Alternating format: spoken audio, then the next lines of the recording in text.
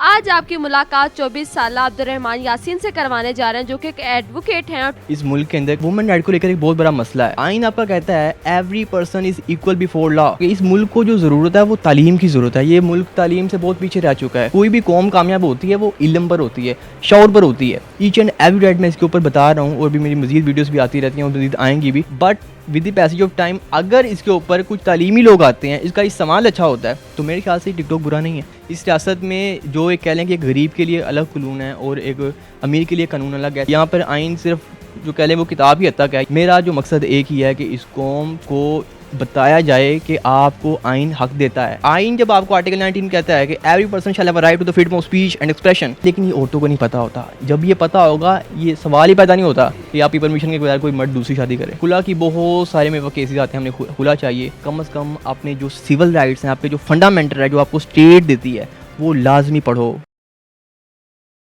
अस्सलाम वालेकुम नाज़रीन, आपकी मेज़बान तैयबा और आप देख रहे हैं डेली धरती। नाज़रीन, डेली धरती में आपको खुशामदीद कहती हूँ।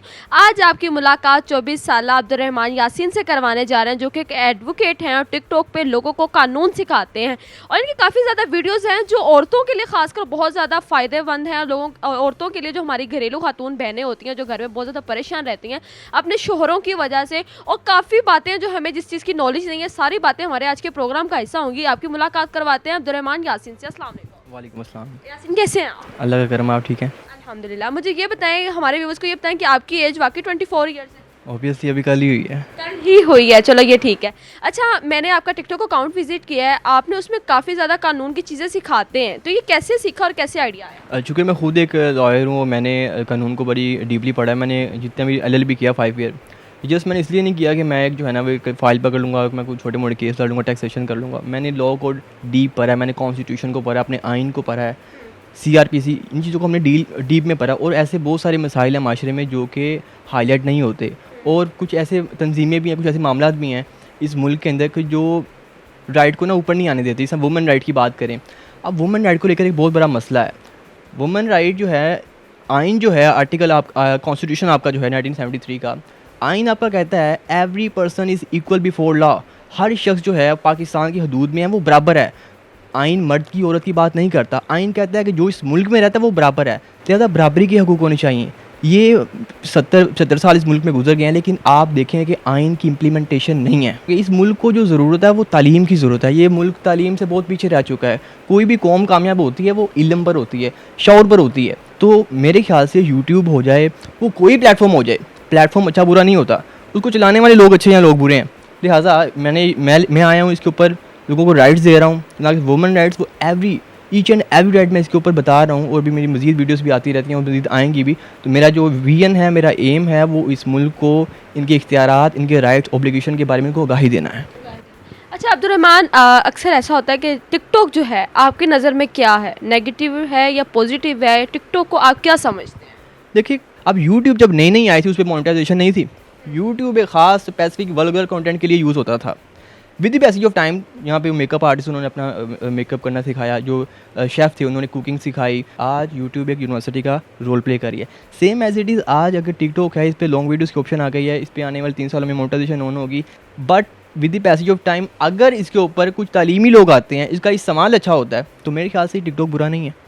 तो आपने जैसे कि टिकटॉक पे अपना ही एक अलग कंटेंट लेके आए, लोगों को कानून की आगाही देने लगे, इसका आइडिया आपको कैसे आया? देखें, आप भी एक लड़के हैं, आप अपने साथ टिकटॉकर का एक नाम लगाने के लिए, फेमस टिकटॉकर लगाने के लिए आप कुछ भी कर सकते थे, आप टिकटॉक पे किसी और तरह भी वायरल हो सकते थे, लेकिन ख़ासकर सिर्फ कानून का सिखाना, ये क्या था? देखिए, ऑब्वियसली मैं जो बाकी लोग करते हैं मैं भी कर सकता था, लेकिन मशहूर होना, फेम हासिल करना, ये एक बड़ी चीज़ नहीं है कि आपको हज़ार लाखों लोग जानते हैं, लेकिन आपको लोग जानने के बाद एक साथ गाली देते हैं, तो ये फ़ेम कहाँ लेकर जाना है?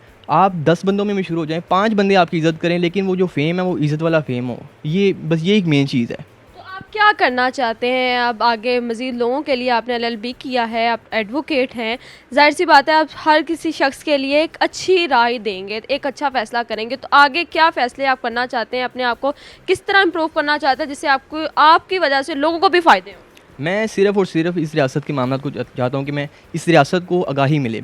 इस रियासत में जो एक कह लें कि एक गरीब के लिए अलग कानून है और एक अमीर के लिए कानून अलग है, सियासतदान के लिए कानून अलग है, और कोई सरकारी इदारे में कोई ख़ास स्पेसिफिक कोई वो ऑफिसर है उसके लिए कानून अलग है। डिफरेंट की ना वेरिएशन है। कानून 2 किस्म का नहीं, कानून कई किस्म का है। And there is no rule of law in Pakistan. Pakistan में रूल ऑफ लॉ नहीं है। यहाँ पे आइन की गवर्नमेंट, आइन की हुकूमत नहीं है। यहाँ पे हुकूमत किसी और चीज़ की है। यहाँ पर आइन सिर्फ जो कह लें वो किताब ही हद तक है। यहाँ पे आइन नहीं है। ये डेमोक्रेटिक स्टेट है, but there is no democracy in Pakistan, there is no rule of law.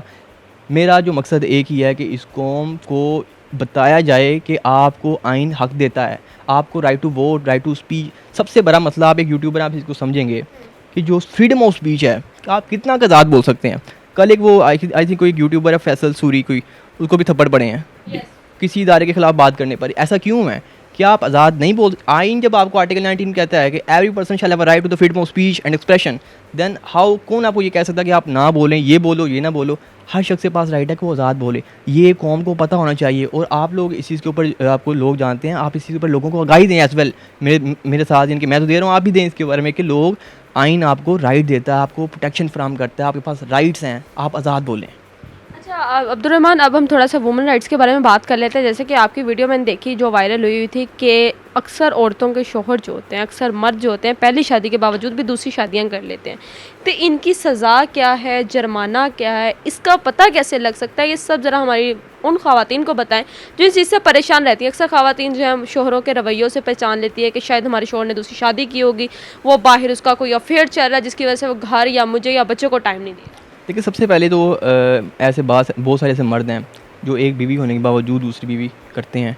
तो अगर वो पहले की परमिशन नहीं लेता तो उसको जो है ना, वो पाकिस्तान पीनल कोड के मुताबिक उसको जो है ना वो सज़ा 7 साल है। अगर वो यूँ करता है कि उसका निकाह हुआ है, यानी कि निकाह वो करने जा रहा है, जिससे निकाह वो करने जा रहा है, और उससे कह रहा है नहीं मेरा तो पहले ही निकाह है, मेरा पीछे कोई निकाह नहीं है, हालांकि उसने पीछे 2 किए हैं, ठीक है।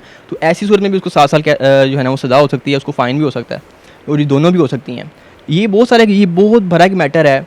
और जब से ये मेरी वीडियोस वायरल हुई हैं, मुझे बहुत सारी आंटियों की खास तौर पे कॉल आ रही हैं। वो कह रही हैं मेरे शोहर ने ये कर दिया, मैं क्या करूं, इसको सज़ा दिलवाऊं तो कितनी दिलवा सकती हूं। तो ये एक बहुत बड़ा मसला है। तो मेन चीज़ है कि आपके पास राइट हो, आपको पता होगा तो राइट होगा, राइट तो है, आपके पास नॉलेज नहीं है तो ये, लेकिन ये औरतों को नहीं पता होता। जब ये पता होगा, ये सवाल ही पैदा नहीं होता कि आपकी परमिशन के बगैर कोई मर्द दूसरी शादी करे। आपकी नज़र में अब्दुर्रहमान किस तरह के केसेस आते हैं देखने में? कमेंट्स में कौन कौन सी ख़वातीन हैं, कौन से लोग हैं जो आपको अपने मसले जो मसाइल हैं वो आपको कमेंट्स में बता रहे होते हैं, आप रीड कर रहे होते हैं? आपकी नज़र में किस तरह के केसेस आते हैं आपके पास? मेरे पास ज़्यादा केसेस यही वाले आ रहे हैं कि हमने शादी की और अब हमारे मर्द ने दूसरी शादी कर ली है। खुला की बहुत सारे मेरे पास केसेस आते हैं, हमने खुला चाहिए, लेकिन खुला के अंदर ये है कि आप जो है ना, आपका हक महर, आपको कुछ नहीं मिलता। खुला आप जो है ना वो फाइल कर रहे हैं कि मुझे खुला चाहिए, जैसे आपने खुला लेनी है और साइड पे। लेकिन जो तलाक होती है, तलाक के अंदर आपको शोहर को हक महर जो है ना वो देना पड़ता है। और हक महर की अगर बात करूँ तो शादियों के अंदर कम अज़ कम हक महर वो इतना होना चाहिए कि अगर एक जो है ना वो औरत को तलाक हो रही है तो उसके बाद उसको इतना कंपनसेशन दे उसको शोहर, कि उसको भी पता हो कि तलाक देनी है तो मैंने इतना पे करना है। और अगर तलाक हो जाती है तो इतनी अमाउंट हो कि उसका गुजारा हो सके। कम अज़ कम ये कोई 10-20 लाख तो होनी चाहिए। इसको बुरा समझा जाता है, लेकिन ये मैं समझता हूँ कि औरत की प्रोटेक्शन के लिए ये अच्छा है। अच्छा अब्दुर्रहमान, जो व्यूअर्स आपको देख रहे हैं उनके लिए कोई ख़ास मैसेज?